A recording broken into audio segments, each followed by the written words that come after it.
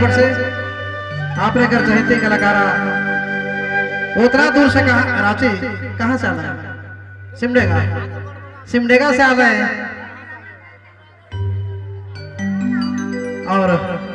ताली हो जाए एक बार आरती के लिए जोरदार ताली तब ने फैसला की भैया महाशिवरात्रि के कार्यक्रम में आपने आली है तो ऐसे भी भोले बाबा आशा के हमरे नहीं बुझे लागल है आपने मन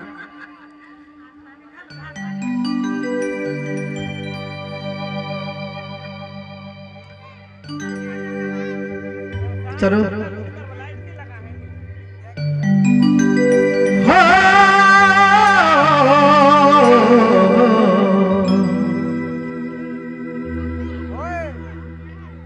अरे मिले याबे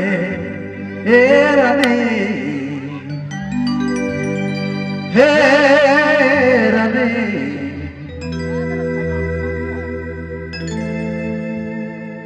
वो मिले याबे रनी तो खेत में ये जगदीश दा का गीत है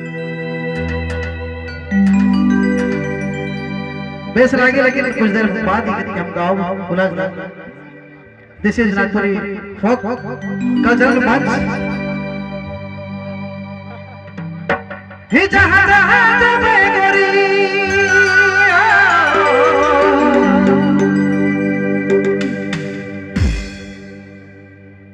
पटकाए गला गाना बाबा पटकाए गला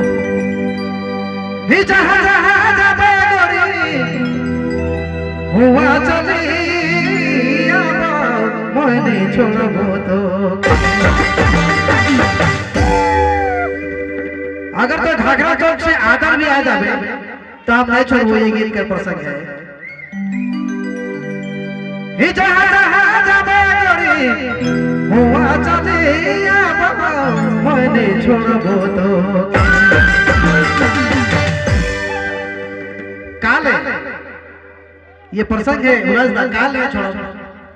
तोर गला हरे तोरे गला मला के पीना मैंने छोड़